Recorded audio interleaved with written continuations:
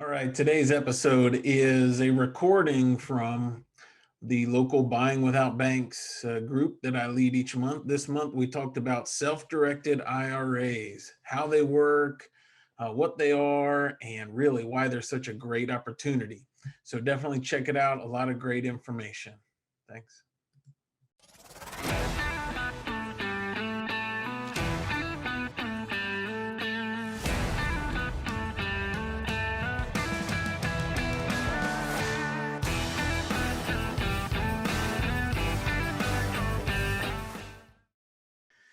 So, okay, we're talking about self-directed IRAs. And so I'm going to cover, I know we have people here with all different levels of experience and kind of different perspectives on what we're trying to use these for. So I'm going to talk about really what they are and why it is a great opportunity, whether we are looking to flip or do buy and hold. They really create some opportunities that are difficult to have with any other way of funding. So, all right, real quick, so that I get a better grasp of who we are, can you throw in the chat if you already have a self-directed IRA? Just type IRA or thumbs up or something there. Anybody? Okay. And second question is, throw in the chat there if anybody has used a private lender who had a self-directed IRA. So that's all right. A few people have one. Okay. A few people have private lenders with one. Awesome. So with me, my background, I raised a lot of private money for my deals, and about half of my private lenders were using money from self-directed IRAs. Okay, good. Good deal. Awesome. Let's see the responses Can from somebody everybody mute coming in. themselves up? Would everybody mute themselves, please? You'll taste it first.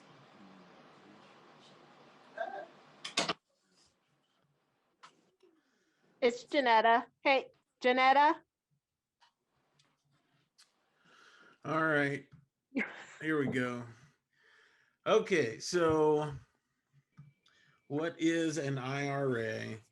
Essentially, an IRA is I had to look this up today, but it was started in 1974.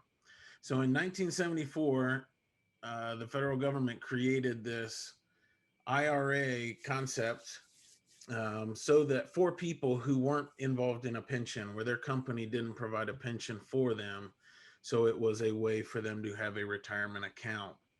And eventually that was extended to everybody.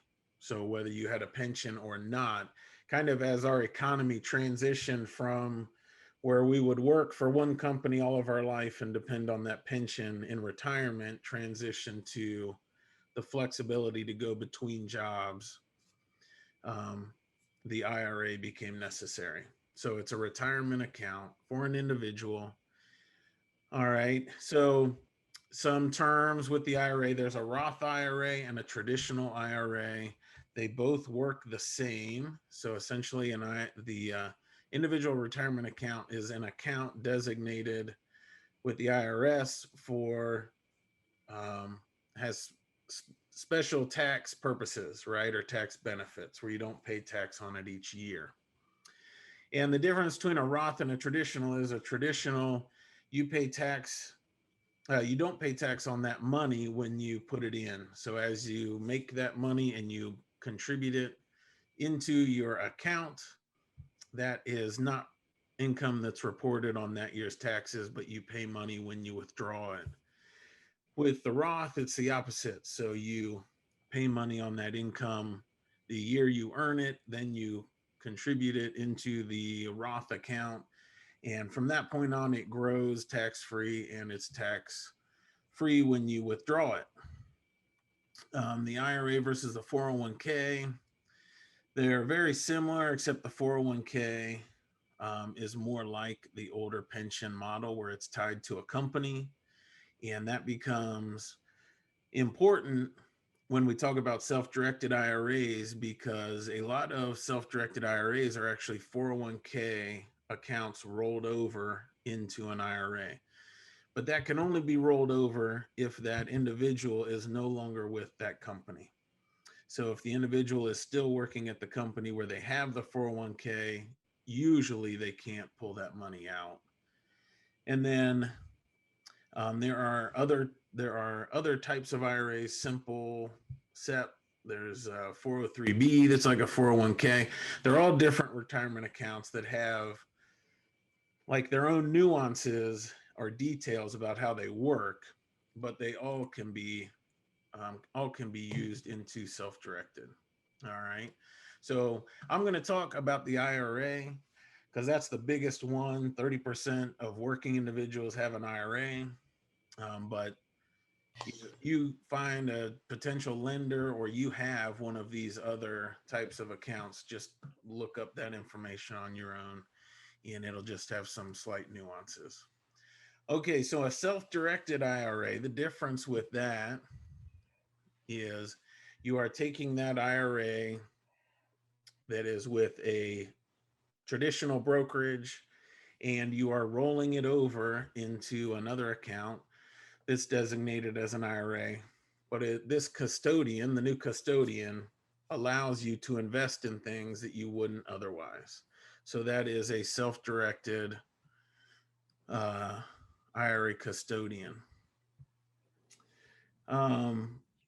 So the picture here, we have a 401k rolling into an IRA.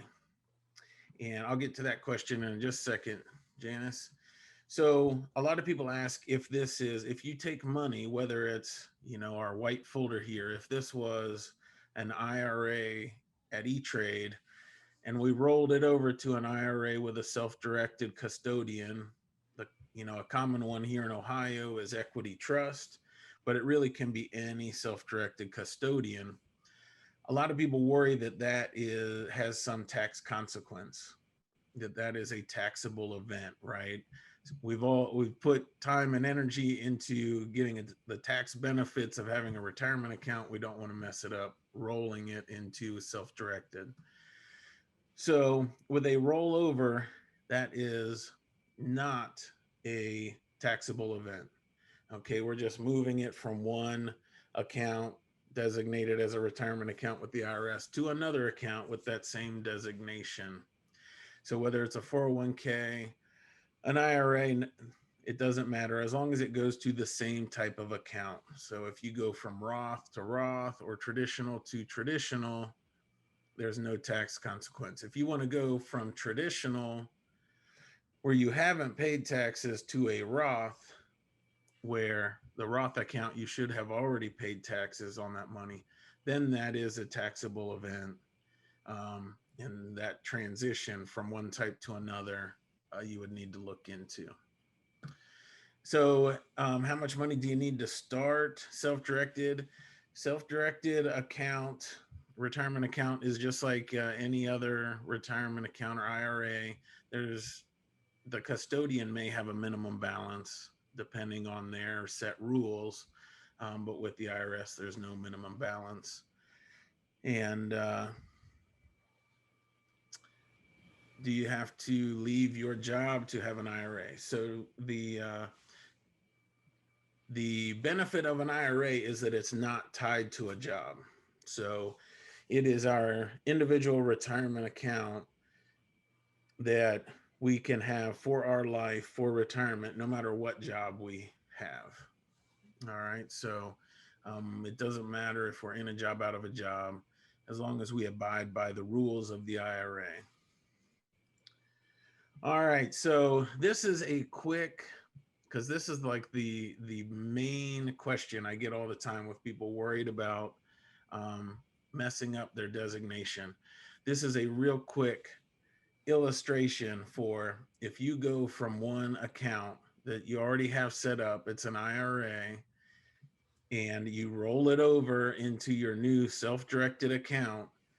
most of the time you are going to tell your current custodian that you are rolling it into this new account, and they will transfer the money directly from where it's currently being held to the new custodian, and it'll fund that new account.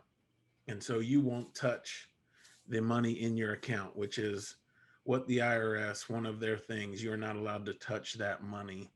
If you use that money in some way, that is what triggers it being no longer a retirement account. If they don't transfer it directly, you can have a check sent to you, and then you send the check to your new custodian. And as long as you do that within 60 days, then that doesn't trigger anything. That's fine. And in actuality, you can do that one time per year. So even once you have your self-directed account set up, you can send yourself a check as a loan for 60 days, as long as you return it to your account within that 60 days. All right. Okay, so the two ways to fund an IRA, and an IRA is just like this illustration, right? It's just a separate account designated for retirement. So you can make a contribution. So with IRAs, currently you can contribute $6,000 to them, to that account per year. If you're over 50, you can contribute $7,000. If it's not an IRA, a 401k, some other type of account, then those contribution regulations change. But specific for an IRA, it's $6,000 per year, or $7,000 once you're over 50. And the other way is with a rollover. So if you are trying to raise money from private lenders, then most of them are going to fund their self-directed account by rolling over money that's already in a retirement account that's not self-directed into this new self-directed account. And the average rollover right now is $100,000. So it's very common for people who have a considerable amount of money in their current account to roll that over into a new self-directed account. All right, so a couple restrictions. So there's always questions about what can I invest or what can I do with my money once it's in a self-directed account. So this is from the IRS publication. And so the IRS does not tell you what you're allowed to invest in. It just basically tells you what you can't invest in. And primarily that is, you cannot invest in any type of collectible, such as artwork, stamps, rugs, antiques, gems. You can't invest in coins or life insurance. That is, the coins is not, that's certain coins. So that we're not talking about gold coins or actual metals, but collectible coins. And so for the most part, other things people can invest their money in. So you can use your retirement funds to invest in real estate, invest in notes, invest in all other types of things. The distinction is that a traditional brokerage, they have very limited things on what you can invest that money with. And once you roll it into a self-directed custodian's account, then they allow you to invest in more things, right? If you want to buy gold bullion and send it to them to store it, you can do that.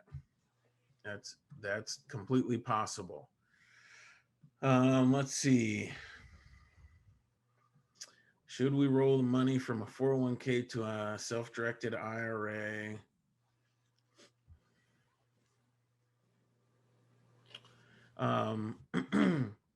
So it really doesn't matter how much you have in your account. If you if you are no longer with your 401k, KC, which you said you weren't going to be a nurse ever again, I remember that. So if that account is no longer tied to your employer, so you could roll that into a self-directed IRA, and it really doesn't matter how much is in it. That just gives you the freedom to invest it in whatever you want. instead of what that 401k decides you're allowed to invest in. Does that make sense? But it's a taxable event, right? From a is. non-self-directed to a self-directed. From a 401k to a traditional IRA is not a taxable event. No, It is. I'm talking about self-directed. What's that? From a traditional IRA to a self-directed IRA. No, when you set up your self-directed IRA, you're going to have to designate if it's a traditional IRA or a Roth. So if you go from a 401k and you roll it over into a self-directed traditional IRA, that is not a taxable event.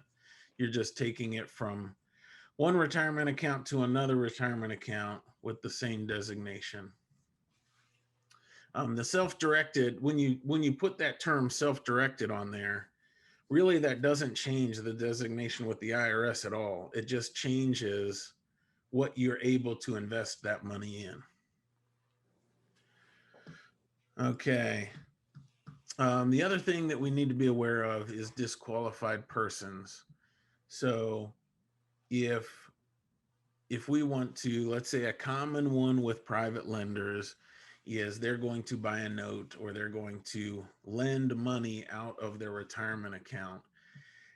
And the retirement account, the key feature for designating it a retirement account and not personal money is that the owner of the account can't touch it or benefit from that money in any way. And the IRS includes in that essentially people in, if you look at a family tree, it's essentially people in the family tree vertically. So family members, spouses, parents, grandparents, children, great grandchildren, etc. So if it's vertically on the family tree, you cannot lend them money, or you can't buy a house and rent it to them or let them use it essentially. However, if it's horizontally on the family tree, siblings, cousins, whatever, then you can. That's the primary thing with disqualified persons. But this is the actual cutout here from irs.gov as to who's disqualified. So all of this is just public information. If you want to really dive deep into it, you can email me and I'll send you the link to the IRS page. All right, so the benefits. Now, obviously, if we are the account holder, then the benefits are if we start doing real estate deals within this retirement account, obviously we get tax benefits.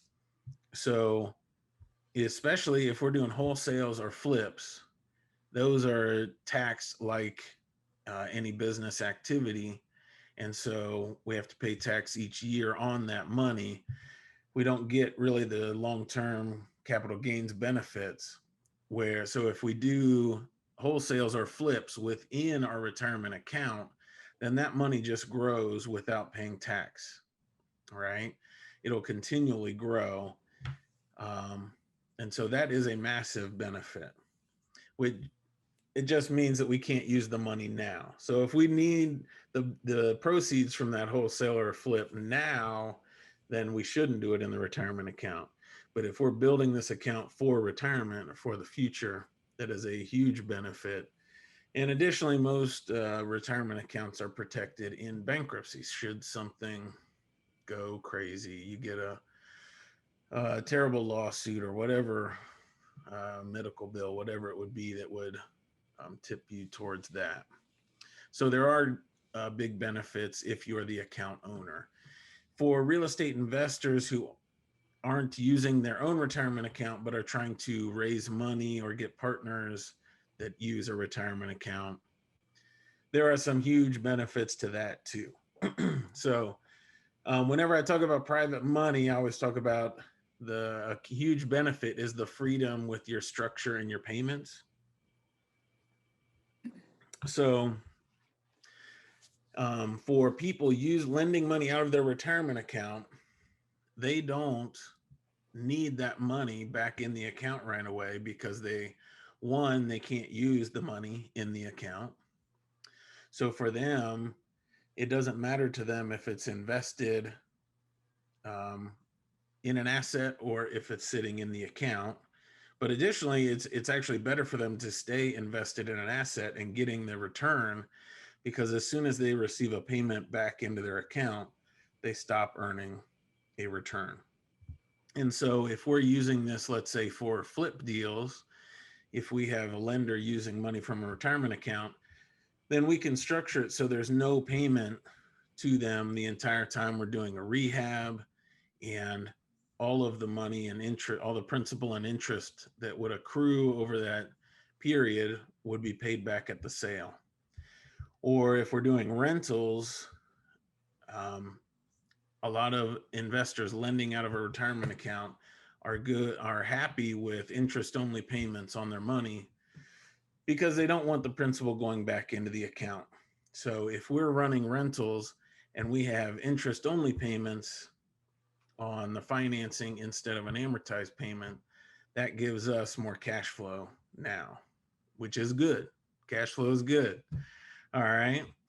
Also, when we offer a note with a mortgage to a potential lender using a retirement account, a lender cannot find that investment anywhere else, right? It is very difficult to have an investment where you get a fixed return and the investment is secured by real estate. And so we are offering them something that they can't find elsewhere. It's a great opportunity for them, as well as it makes it easier annually because the IRA custodian does the reporting. They give the 1099 to the lender. So those are some benefits. All right, some quick data. Just in case somebody out there is saying, oh, this all sounds great, but I don't know anybody with much money in an IRA. This is just some data from the Tax Policy Center. 30% of taxpayers have an IRA. So that's a lot of people out there, a lot of people that we interact with every day. The average balance on IRAs is 157,000. The median is lower than that. So there are some large IRAs that skew that average, but the median was still fairly high. The balances tend to increase with a person's income. So if you are, trying to, with your confidence, if you're trying to figure out if you should talk to somebody about whether they have an IRA and whether they might want to lend out of it, according to the Tax Policy Center, people who make more money end up with a larger balance in their IRA. And people, as they get older, naturally, as that money continues to grow in the account, their balances go up. So, and traditional IRA balances tend to be higher than Roth balances. All right. Okay, so that is the general overview of what IRAs are, how they work, and why it's a good opportunity. What are some different thoughts from everybody here?